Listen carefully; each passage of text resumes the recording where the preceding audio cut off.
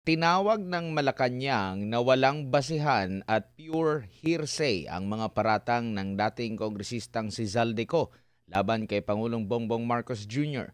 Habang nilinaw naman ng Department of Budget and Management ang proseso sa paggawa ng President's Budget at iginiit na wala ng papel ang executive branch sa bicameral conference. Si Creseline Catarong sa balita.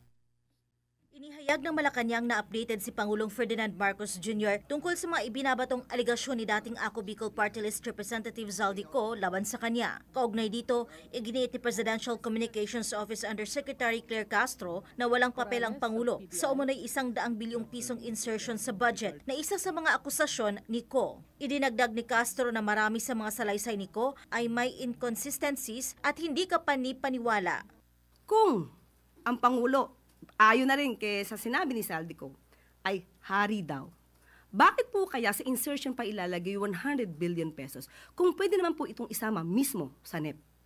So doon po ay katakataka at alam natin na mukhang may gumawa ng kanyang salaysay at mukhang hindi niya naiintindihan ang kanyang mga sinasabi ron.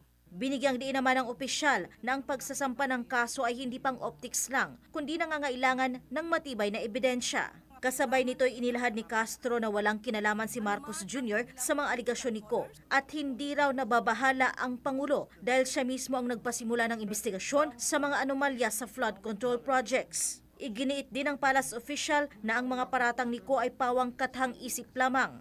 Hindi po siya nababahala dahil alam po niya ang katotohanan at kami po mismo ang magbibigay sa inyo ng mga detalye para malaman po ninyo ang mga sinasabi ni Zaldico ay pawang kathang isip lamang. Sa kabila nito, hindi sinasawalang bahala ni Pangulong Marcos Jr. ang mga akusasyon ng dating mambabatas. Sinabi ni Castro na bagamat hindi lahat maniwala sa mga paratang, mahalaga raw na maipaliwanag ang anyay katotohanan. Hindi po natin masasabing hindi niya to siniseryoso. Ang akusasyon, kahit ano po ang mangyari, maaaring may maniwalang tao.